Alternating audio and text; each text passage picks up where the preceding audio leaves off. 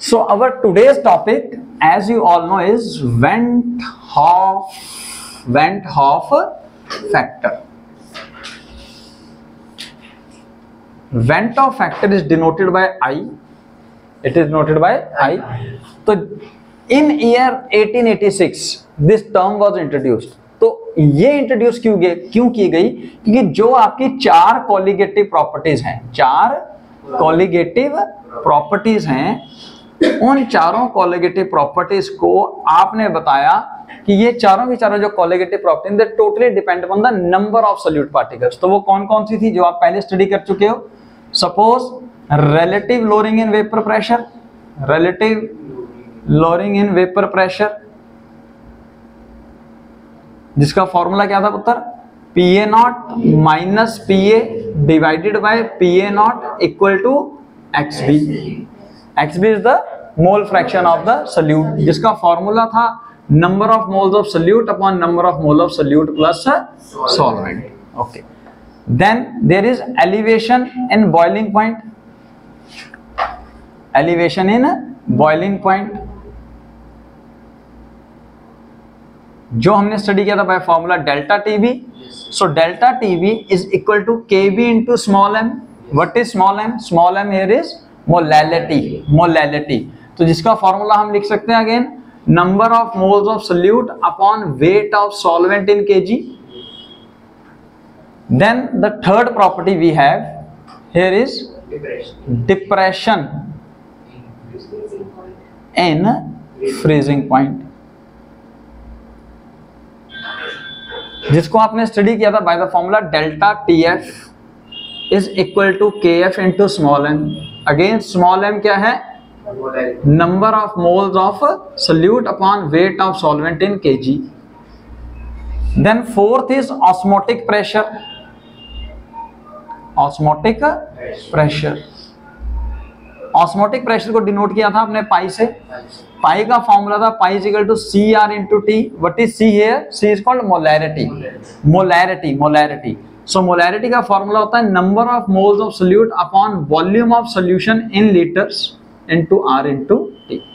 अब आप तीनों केसेस में देखिए नंबर ऑफ मोल्स यहाँ पे डिपेंड करते हैं. अगर सोल्यूशन डाइल्यूट होगा तो हम number of moles of solute in denominator neglect कर देंगे. तो फॉर्मूला आ जाएगा जी number of moles of again solute upon number of moles of solvent. और नंबर ऑफ मोल्स का फॉर्मूला है, नंबर ऑफ मोल्स का फॉर्मूला है that is given mass divided by molar mass या मॉलिक्यूलर मास. ये पॉइंट्स आपको याद है पुत्र? अब ये कंडीशन तब फॉलो होगी अगर आपका सॉल्यूशन, अगर आपका सॉल्यूशन फर्स्ट पॉइंट डाइल्यूट हो. Solution should be dilute, but dilution जो है वो नॉट मोर देन 5% हो. 5% से ज्यादा भी डाइल्यूशन नहीं होनी चाहिए. ठीक है जी, पहला condition. Second condition, solute must not associate और डिसोसिएट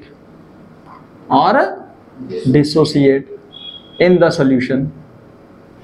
तो सॉल्यूशन के अंदर जो सोल्यूट है ना तो वो एसोसिएट हो ना वो डिसोसिएट हो, तब ये कंडीशन ठीक है. ऐसी कंडीशन के लिए आपने एग्जांपल स्टडी किए थे नॉन वोलेटाइल सोल्यूट्स जो थे, जैसे यूरिया, सुक्रोज, इसके आपने न्यूमेरिकल्स भी देखे, ग्लूकोज एटसेट्रा, है ना, बहुत सारे थे.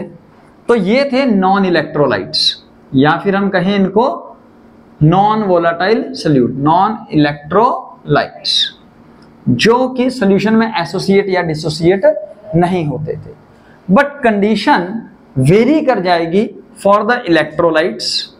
For electrolytes example suppose sodium chloride, aluminium chloride, magnesium chloride, aluminium sulphate या बेंजोइक एसिड, या अलग अलग और भी बहुत सारे जो भी आपके सामने अभी आएंगे. तो ये सारे के सारे इलेक्ट्रोलाइट्स हैं. इलेक्ट्रोलाइट्स होने की वजह से ये सॉल्यूशन में जाके एसोसिएट या डिसोसिएट होंगे.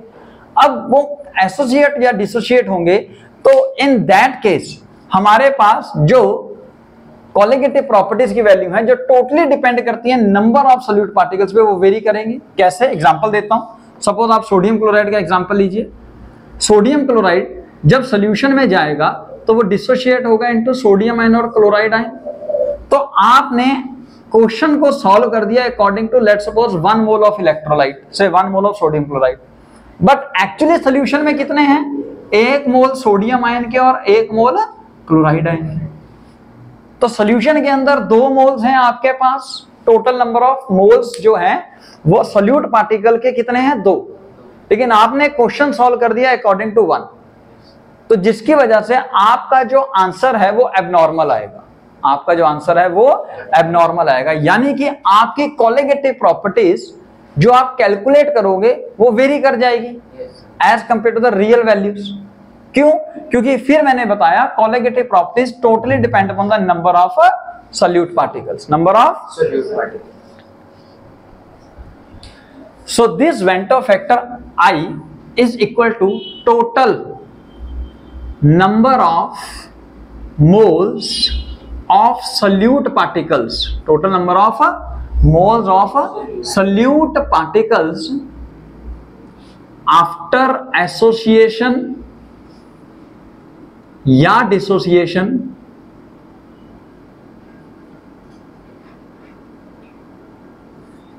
divided by total number of moles of solute particles before association और dissociation। ठीक है ना पुत्र? एसोसिएशन। एग्जाम्पल लेके समझने की कोशिश करते हैं इसको। सपोज सोडियम क्लोराइड को पकड़ते हैं अभी सबसे पहले, NaCl। जब ये डिसोशिएट हुआ तो इसने सोडियम आयन और क्लोराइड आयन दिया, सोडियम आयन और क्लोराइड। अभी आप सपोज कर लीजिए इसकी डिसोसिएशन 100% है, डिसोसिएशन 100% है, यानी कि इसका डिग्री ऑफ डिसोसिएशन अल्फा से डिनोट किया जाता है, आपने +1 में भी स्टडी किया था। डिग्री ऑफ डिसोसिएशन कितनी है सर? 1, कंप्लीट है। समझ आ गया पुत्र? तो अगर ऐसा है तो ये 1 मोल लिए आपने, यहां पे कितने प्रोड्यूस हो गए? 1 mole of sodium ion and 1 mole of chloride ion. यहां तक क्लियर है? अब I का वैल्यू क्या है? As per the formula number of moles of solute particle after association. Association के बाद कितने बन गए? 1 मोल सोडियम आयन का, 1 मोल क्लोराइड आयन का, divided by total number of moles of solute particles of a solute particle before association और dissociation. तो उससे पहले आपने लिए कितने थे? 1। तो I का वैल्यू कितना आ गया? 1। This is called van't Hoff factor. One more example, say AlCl3 aluminium chloride, again on 100% dissociation will give you 1 aluminium ion and 3 chloride ions पुत्र। अब इसका वेंटॉफ फैक्टर क्या होगा? I is equal to 1 + 3 4 divided by 1 यानी कि 4। अब I का मतलब क्या होगा? अब बेसिकली अगर आप यहां पे ऑब्जर्व्ड वैल्यू निकालेंगे, observed value of colligative property association के केस के अंदर, डिसोसिएशन का केस है, डिसोसिएशन के केस के अंदर, तो आप क्या पाएंगे कि अब नंबर ऑफ मोल्स इंक्रीज कर गए, तो डेफिनेटली ऑब्जर्व्ड कोलिगेटिव प्रॉपर्टी ज्यादा होगी, ऑब्जर्व्ड कोलिगेटिव प्रॉपर्टी ज्यादा होगी as compared to the calculated colligative properties.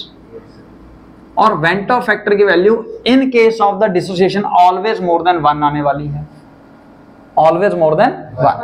अब अगर मैं यहीं पे एसोसिएशन को भी स्टडी करने की कोशिश करूं, एसोसिएशन, एसोसिएशन मैंने आपको बताया था जितने भी हमारे कार्बोक्सिलिक एसिड्स होते हैं, कार्बोक्सिलिक एसिड्स होते हैं, जब उनको ऐड किया जाता है carboxylic acid in solvent like benzene, carbon disulphide etcetera, तब जो सोल्यूशन बनेगा उसके अंदर इनकी एसोसिएशन हो जाएगी।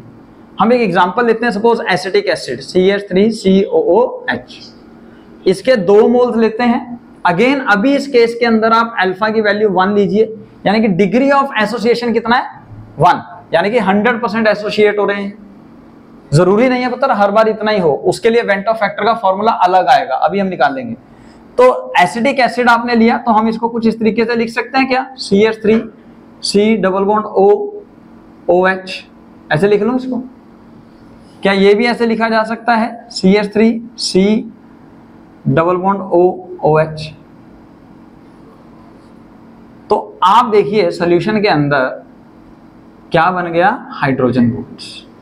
इस हाइड्रोजन बॉन्डिंग की वजह से ये हो गए पुत्र डाइमर, 2 मोल्स कंबाइन करके डाइमराइज कर गए, क्या कर गए, डाइमराइजेशन। ऐसे अगर 3 मोल्स आपस में कंबाइन हो जाएंगे तो ट्राइमराइजेशन, 4 होंगे तो टेट्रामराइजेशन, सोन। तो 2 मोल्स आपको अब आप कैसे दिख रहे हैं, 1 मोल। तो अगेन इसके लिए वेंटो फैक्टर कैलकुलेट करें, number of moles after association कितने हैं, 1, और number of moles before association of the solute particle, total number of moles है। ध्यान रखिए टोटल वर्ड बहुत जरूरी है, क्योंकि जब आप डिग्री ऑफ डिसोसिएशन की बात करेंगे वहां पे ये काउंट होने वाला है। अभी तो कोई टेंशन नहीं है ना। तो टोटल नंबर ऑफ मोल्स आपने कितने लिए थे, 2। तो आई का value half. In this case अब आप देखेंगे कि नंबर ऑफ मोल्स कम हो गए, यानी कि यहां पे इस केस के अंदर जो ऑब्जर्व्ड कोलिगेटिव प्रॉपर्टी है उसकी वैल्यू कैलकुलेटेड कोलिगेटिव प्रॉपर्टी से कम आएगी, या ये कह लीजिए कैलकुलेटेड कोलिगेटिव प्रॉपर्टी ज्यादा आ जाएगी। ठीक है ना, यहाँ पे 1 मोल है, यहाँ पे 2 मोल है, आपने 2 मोल के हिसाब से कैलकुलेट कर देना है, क्योंकि आपको तो इसकी इंफॉर्मेशन आती है अभी तक। लेकिन सॉल्यूशन में ये है, जब आपने एक्सपेरिमेंटली मेजर किया तो ऑब्जर्व किया कि भैया कोलिगेटिव प्रॉपर्टी असलियत में कम आ रही है, तो यहाँ पे वेंटो फैक्टर की वैल्यू जो है वो ऑलवेज लेस देन 1 होने वाली है, ऑलवेज लेस देन 1 होने वाली है। ये पॉइंट्स आपको क्लियर हो गए हैं तो हम आगे चलें। Now the concept comes for degree of dissociation, यानी कि आई की वैल्यू कैलकुलेट करेंगे हम सोल्यूट पार्टिकल्स के लिए जिनमें एसोसिएशन और डिसोसिएशन हो, लेकिन जिनका डिग्री ऑफ डिसोसिएशन यानी कि अल्फा कुछ गिवन हो।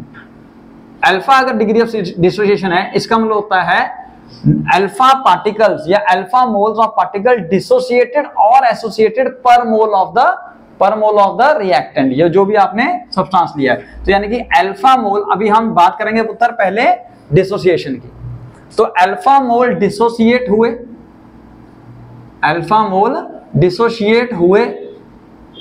1 मोल ऑफ सॉल्यूट से। ये बात समझ में आ रही है? प्लीज इसी को याद कीजिएगा तो इजी रहेगा आपका। लेट सपोज एग्जांपल लेते हैं, अब हम फिर से सोडियम क्लोराइड को पकड़ लेते हैं। NaCl डिसोशिएट होता है सोडियम आयन और लेट सपोज क्लोराइड आयन में। ठीक है, मतलब इनिशियली जब भी न्यूमेरिकल करना है तो आप कोशिश कीजिए 1 मोल के बारे में डिस्कस करने की। अगर आपको कंसंट्रेशन अलग गिवन है, 2 मोलर 3 मोलर समथिंग कुछ और गिवन होगी, तो वो बाद में कैसे सॉल्व करेंगे अभी आपको दिखाएंगे। तो आप इनिशियल कंसंट्रेशन लीजिए 1 मोल, तो ये कितनी है 0 जब इक्विलिब्रियम अटेन हुआ, एट इक्विलिब्रियम, जब इक्विलिब्रियम अटेन होगा, इक्विलिब्रियम का मतलब कुछ सोडियम क्लोराइड डिसोशिएट हो गए, सोडियम आयन में कन्वर्ट हो जाएंगे और कुछ क्लोराइड आयन में डिसोशिएट हो जाएंगे, और एक ऐसी स्टेज आ जाएगी जिस समय फर्दर सोडियम क्लोराइड डिसोशिएट नहीं हो रहा हो, जिस time further sodium chloride dissociate नहीं होगा। अब उसका डिग्री ऑफ डिसोसिएशन कितना लिया आपने, अल्फा। मैंने बताया अल्फा का मतलब क्या है, अल्फा मोल डिसोशिएट होंगे 1 मोल ऑफ सॉल्यूट से, तो आपने 1 मोल ऑफ सोडियम क्लोराइड लिया पुत्र। अगर 1 मोल ऑफ सोडियम क्लोराइड होता तो इक्विलिब्रियम के ऊपर अगर 100% डिसोशिएट होता तो 1 सोडियम आयन और 1 क्लोराइड आयन बनता, 1 मोल ऑफ सोडियम और 1 मोल ऑफ क्लोराइड आयन बनता। अब आप कह रहे हो नहीं sir degree of dissociation alpha है, तो इसका मतलब 1 में से अल्फा डिसोशिएट हुए हैं। 1 मोल सोडियम क्लोराइड से सोडियम एक आयन बनता, तो अल्फा में से कितना बनेगा, अल्फा टूटा है ना, तो अल्फा में से अल्फा, क्लोराइड आयन भी अल्फा। अब आई का वैल्यू कैलकुलेट करते हैं। Total number of moles of solute particles after association, तो वो कितने होंगे, यहाँ पे सोडियम आयन, क्लोराइड आयन और साथ में NaCl के भी तो बचे हुए हैं थोड़े से, इसलिए ये टोटल मोल्स वर्ड लेना जरूरी था। तो कितने हैं पुत्र, 1 minus alpha plus alpha divided by initial कितने लिए थे 1। सॉल्व करके आई का वैल्यू क्या आ गया, i is equal to alpha cut गया 1 प्लस अल्फा, आई का वैल्यू आ गया 1 प्लस अल्फा। यानी कि हम यहां से इजीली कैलकुलेट कर सकते हैं, इजीली कैलकुलेट कर सकते हैं पुत्र।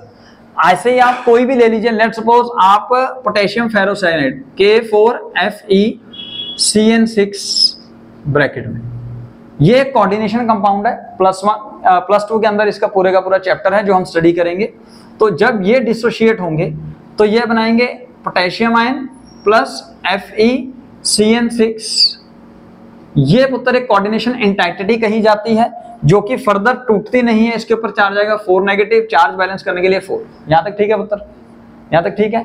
इनिशियली इसको भी ऐसे समझें, अगर इसके 1 मोल लिए इनिशियली तो ये 0 ये 0। इक्विलिब्रियम पे अगर अल्फा डिग्री ऑफ डिसोसिएशन है तो यानी कि 1 में से अल्फा मोल डिसोशिएट होंगे। जब पूरा एक पोटेशियम फेरोसाइनाइड था वो टूटता था तो 4 मोल सोडियम के बनते थे।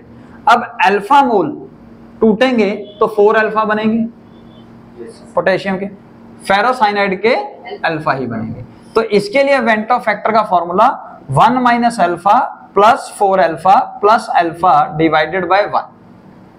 तो आंसर क्या आने वाला है, आई का 1 प्लस 4 अल्फा, 1 प्लस 4 अल्फा। आप यहाँ पे चेक भी कर सकते हैं कि कितने नंबर ऑफ मोल्स होंगे। आप अल्फा की वैल्यू पुट करो 1, तो I is equal to 1 plus 4 into 1 5। तो टोटल देख लीजिए कितने नंबर ऑफ मोल्स हो जाने थे, 4 प्लस 1 5। तो एग्जैक्ट वैल्यू आएगी जो आप नॉर्मल से सॉल्व करोगे। ठीक है पुत्र, ये तो हो गया लेट सपोज कुछ common cases to calculate the I in terms of degree of dissociation, अब डिग्री ऑफ डिसोसिएशन के टर्म्स में हम जो I कैलकुलेट कर रहे हैं इसको यूज करेंगे जब कॉलिगेटिव प्रॉपर्टीज को सॉल्व आउट करेंगे। उससे पहले हम एक बारी डिग्री ऑफ एसोसिएशन भी देख लें। डिग्री ऑफ एसोसिएशन,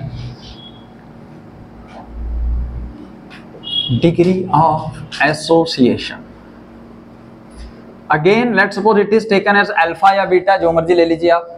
तो इसका मतलब क्या होगा, अल्फा मोल एसोसिएट हुए फ्रॉम 1 मोल ऑफ सोल्यूट से। डेफिनेशन समझ में आ गई, अल्फा मोल एसोसिएटेड पर mole of the solute particles. ठीक है पुत्र, इसका एग्जांपल स्टडी करते हैं। लेट सपोज पुराने वाले लेते हैं, 1 मोल सोल्यूट लिया, उसमें से अल्फा मोल एसोसिएट हो गए। अगर 100% हो जाते तो अल्फा की वैल्यू 1 यानी कि डिग्री ऑफ डिसोसिएशन 100% हो जाता, जो हमने पहले केस लिया। अब हम सपोज कर रहे हैं कि कुछ ही मोल एसोसिएट हो रहे हैं, सारे नहीं हो रहे हैं, कुछ ही मोल एसोसिएट हो पा रहे हैं, सारे नहीं हो पा रहे हैं। ठीक है ना, क्योंकि वो स्ट्रॉन्ग नहीं है। यहां पे हम बेंजोइक एसिड ले लेते हैं, C6H5COH।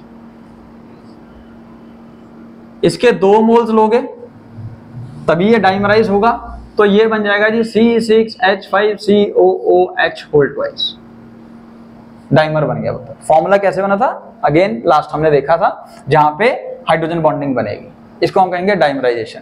जब बहुत सारे मॉलिक्यूल्स या बहुत सारे नंबर ऑफ मोल्स आपस में एसोसिएट होते हैं तो उसको हम पॉलीमर बोलते हैं। इसी तरह से ये बनेगा। अच्छा, तो हम किसके लिए लें सर, हम 1 मोल के लिए ही लेंगे, क्योंकि हमें इजी कंसेप्ट 1 मोल के लिए ही रहेगा। Again I am saying, let suppose initially आपने इसकी कंसंट्रेशन ली 1, लेट सपोज, तो इसके कितने हैं 0। ठीक है मित्र, अब असलियत में अगर ये 2 मोल्स हैं, यहां पे लिखिए 2 मोल्स थे तो बन कितने गए, 1 मोल। 2 मोल का 1 मोल बन गया। 1 मोल अगर होता तो कितना बनता, 1/2 मोल। अब अगर अल्फा मोल एसोसिएट होंगे तो कितने मोल्स आपको बन जाएंगे, अल्फा इंटू 1/2। ये बोले तो अल्फा/2 मोल्स। ये समझ में आया? नहीं आया तो फिर इधर से देखो। अगर डिग्री ऑफ एसोसिएशन अल्फा है तो आपने क्या किया, एट इक्विलिब्रियम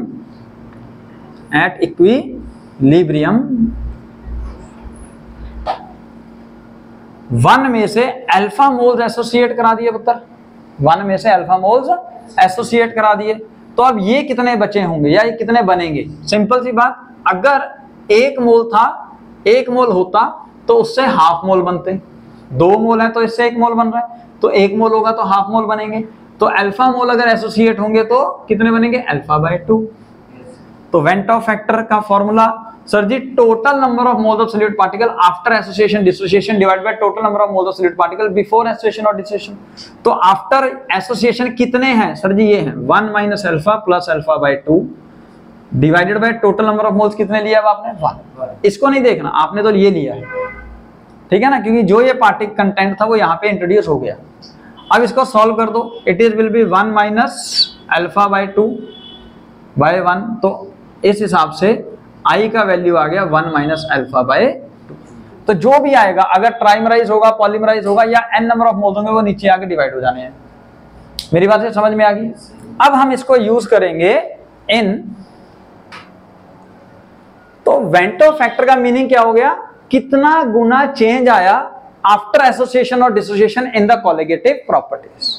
तो उस हिसाब से वेंटो फैक्टर का एक फॉर्मूला और बन गया, observed colligative property divided by calculated colligative properties. ये कोलिगेटिव प्रॉपर्टीज तो आप फॉर्मूले से सॉल्व कर रहे थे। देखो delta P upon P A naught equal to X B, delta T B is equal to K B is equal to K B into M, delta T F is equal to K F into M, phi is equal to C R T. तो ये values तो आप calculate कर रहे हो, लेकिन observed colligative property in value के मुकाबले कितना ज्यादा, कितने गुना चेंज होती है, वो डिपेंड करता था एसोसिएशन और डिसोसिएशन पे। और एसोसिएशन और डिसोसिएशन के फॉर्मूले से हमने कैलकुलेट किया है आई, यानी कि हमारी ऑब्जर्व्ड कोलिगेटिव प्रॉपर्टी जो कि रियल वैल्यू होगी, सच्चाई वाली, रियल और सच्चाई वैल्यू, रियल वैल्यू, ठीक है ना। सर ये कौन सी वैल्यू है फिर? अबे ये छलावा है जो तुम्हें एज्यूम करके तुमने निकाला है। तो छलावे को सच्चाई में कन्वर्ट करना है तो क्या करो? सर आई से मल्टीप्लाई कर दो। तो यानी कि यहां पे आप हर जगह पे वेंटो फैक्टर इंट्रोड्यूस करवाओ। सर इसका मतलब जो हमने पहले पढ़ा गलत है? नहीं भैया, वो नॉन इलेक्ट्रोलाइट्स हैं। फॉर नॉन इलेक्ट्रोलाइट्स आई की वैल्यू 1 होती है। नॉन इलेक्ट्रोलाइट्स, इलेक्ट्रोलाइट्स के लिए डिपेंड करेगा इस फॉर्मूले के हिसाब से। और जब आप वैल्यू कैलकुलेट करोगे then you can easily count the value of observed colligative property. आप पहले कैलकुलेटेड कोलिगेटिव प्रॉपर्टी निकाल लीजिए, उसको वेंटो फैक्टर से मल्टीप्लाई कर दीजिए, then you are able to find out the observed colligative property. मजा आया? क्वेश्चन करके देखें एक। तो क्वेश्चन है, लेट्स सपोज आपसे कैलकुलेट करने के लिए कहा जाए, से at a given temperature which of the following has maximum osmotic pressure। यहां लिखूं question, at given temperature which of the following यानी कि कुछ लिखूंगा नीचे, has maximum osmotic pressure। अब क्या करें पुत्र? अब क्वेश्चन लेते हैं। लेट्स सपोज आपने क्वेश्चन लिया 1 मोल sodium chloride, 1 molar aluminium sulphate, 1 molar magnesium chloride या 1 मोलर पोटेशियम फेरोसाइनाइड K4FeCN6। ये ठीक है पुत्र? अब ध्यान से देखिए, इसको सॉल्व करने का मेथड बहुत सिंपल है, बहुत ज्यादा सिंपल है। कैसे? सर जी पाई वाला फॉर्मूला उठाओ यहां से, pi is equal to CRT into i. ठीक है पुत्र? यहां तक ठीक है?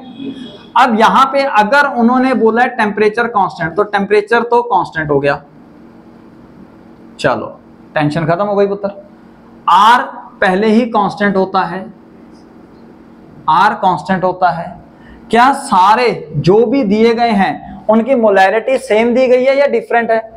लकीली इस न्यूमेरिकल में सेम है, डिफरेंट भी हो सकती है तो आपको निकालनी पड़ेगी उस केस में। यहां पे सर जी ये भी कांस्टेंट दे दी, सेम दे दी, सेम लिखता हूं मैं, कांस्टेंट नहीं पुत्र, same in this case only, in this case. इस केस में, same in this case only, किसी और केस में जो होगा हम वो उठाएंगे। तो यानी कि यहां पे पाई किस पे डिपेंड कर गया, सिर्फ आई पे। और डिग्री ऑफ डिस्ट्रीब्यूशन कितनी दी है यहां पे, सर नहीं दी। अगर नहीं दी तो हम अल्फा की वैल्यू क्या लेंगे, 1। अगर अल्फा 1 होगा तो आई का फॉर्मूला आपको याद होगा, अभी थोड़ी देर पहले हमने 1 प्लस अल्फा कैलकुलेट किया था, ठीक है जी। तो उसके हिसाब से आई जो है, आई क्या है पुत्र, आई क्या है, total number of moles of solute particle after association और डिसोसिएशन, यानी कि टोटली डिपेंड करेंगे number of moles, total number of moles, total लिख देता हूं, total number of moles after association और डिसोसिएशन। ये पॉइंट समझ आया पुत्र, करके दिखाने की जरूरत नहीं है। अच्छा, तो इसके मतलब कि सोडियम क्लोराइड जब डिसोशिएट होगा तो इसके कितने नंबर ऑफ मोल्स बनेंगे आफ्टर एसोसिएशन, 2 सर। ये Al2SO4 होल थ्राइस 3, कितने पुत्र, तोड़ के देखो, 5 बनने हैं वैसे। Al2SO4 होल थ्राइस, तोड़ के देखो, 2 एल्यूमिनियम आयन बनेंगे प्लस 3 सल्फेट आयन बनेंगे, ठीक है ना। तो टोटल हो गए 5, यहां पे 3, एक मैग्नीशियम 2 क्लोराइड, यहां पे अगेन हम पहले कैलकुलेट करके 5। तो यानी कि सर अगर ऑस्मोटिक प्रेशर सिर्फ डिपेंड करता है आई पे और आई डिपेंड करता है टोटल नंबर ऑफ मोल्स पे, total number of moles of solute particle पे, तो उस हिसाब से जिसके number of moles of solute particle जितने ज्यादा उसके हिसाब से आपका ऑस्मोटिक प्रेशर भी उतना ज्यादा। यानी कि osmotic pressure for K4FeCN6 is equal to osmotic pressure, क्योंकि दोनों के नंबर ऑफ मोल सेम है पता, is equal to osmotic pressure of Al2SO4 whole thrice and they are greater than that of the इसका osmotic pressure of MgCl2 and then osmotic pressure of sodium chloride. So this is the one case जो कि आप easily solve कर सकते हैं।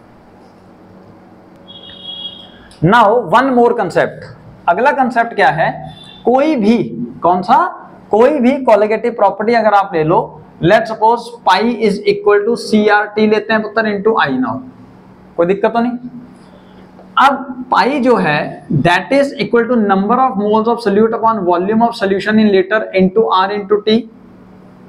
Number of moles का formula होता है जी given mass upon molar mass divided by volume of solution in litre into R into T। Sir i कहां गायब किया, आई हमने 2 मिनट के लिए 1 ले लिया, बट हम यहां पे क्या ये देख रहे हैं, pi is inversely proportional to molecular mass of the solute, pi is inversely proportional to molecular mass of the solute.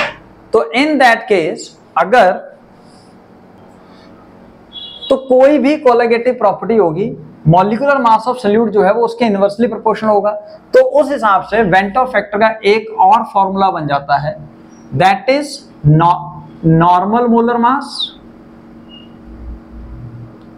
Normal molar mass divided by abnormal molar मास।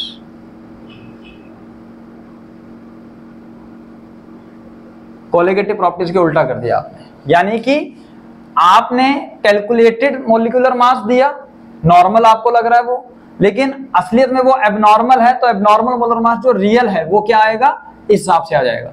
तो normal molar mass divided by abnormal molar mass is equal to colligative properties. इनसे related numericals अब हम next lecture में लेंगे। Actually इसको अगर आप study करेंगे इन टर्म्स ऑफ दीज वैल्यू तो आप लिख सकते हो इसका रिवर्स करके calculated molecular mass, calculated molecular mass